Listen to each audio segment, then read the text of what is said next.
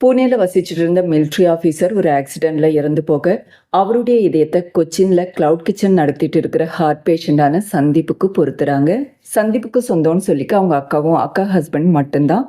40+ இருக்கிற சந்தீப்புக்கு கல்யாணம் நடக்க இருக்கிற டைம்ல பொண்ணு வேறொரு ஆளோட ஓடி போயிட்டாங்க.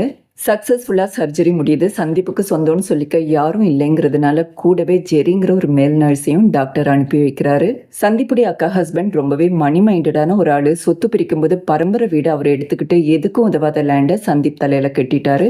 ஆனால் அந்த லேண்ட் பக்கத்தில் ஹைவே வரப்போகிறதுனால அந்த லேண்டில் ஒரு பார்ட்டை கவர்மெண்ட் எடுத்துக்கிட்டு சந்தீப்புக்கு கோடிக்கணக்கில் பணத்தையும் செட்டில் பண்ணிட்டாங்க. கவர்மெண்ட்டுக்கு இன்னும் கொஞ்சம் லேண்ட் தேவைப்படுறதுனால மிச்சம் இருக்கிற லேண்டையும் எடுத்துக்கிட்டு பணத்தை செட்டில் பண்ண போகிறாங்க. இந்த முறை அந்த பணத்தை எப்படியாவது வாங்கிடணும்னு அக்கா ஹஸ்பண்ட் பிளான் பண்ணிட்டு இருப்பாரு. இந்த சமயத்தில் தான் இறந்து போனால் அந்த மிலிட்ரி ஆஃபீஸருடைய பொண்ணு ஹரிதா சந்தீப்பை பார்க்க வராங்க.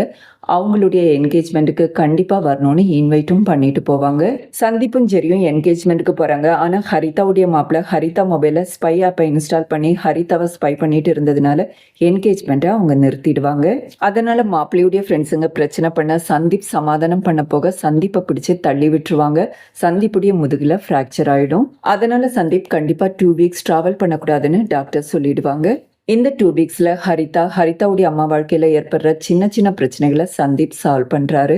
அதனாலே அவங்க 2 பேருக்கும் சந்தீப் மேலே ஒரு சாஃப்ட் கார்னர் டெவலப் ஆகும். சந்தீப்புக்கும் அதே சாஃப்ட் கார்னர் அவங்க மேலே டெவலப் ஆகும். ஆனால் அதை லவ்னு அவர் தப்பாக புரிஞ்சுப்பாரு.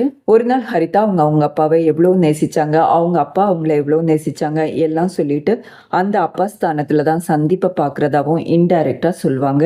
அப்பந்தான் தனக்கு ஏற்பட்ட எண்ணம் எவ்வளோ பெரிய தப்புன்னு சந்தீப் புரிஞ்சுக்கிறாரு. பாதியில் முடியிருந்த ஒரு வாழ்க்கை திருப்பி கிடைச்சதே பெரிய புண்ணியம், அது மட்டும் போதும்னு முடிவு பண்ணுறாரு. அதே சமயம் ஜெரியுடைய நல்ல மனசையும் அவருடைய ஃபினான்ஷியல் ப்ராப்ளத்தையும் புரிஞ்சுக்கிட்டு என் கூடயே இருன்னு ரிக்வெஸ்ட் பண்ணுவார். அவரும் ஒத்துப்பாரு. சொத்துன்னு பின்னாடியே சுற்றிட்டு இருக்கிற மாமாவையும் சைலண்ட் பண்ணிட்டு லைஃப்பில் செட்டில் ஆகி உட்காந்துட்டு இருக்கும்போது தான் அவருக்கான பொண்ணு அவர் கண்ணெதிர்க்க வந்து நிற்கிறாங்க.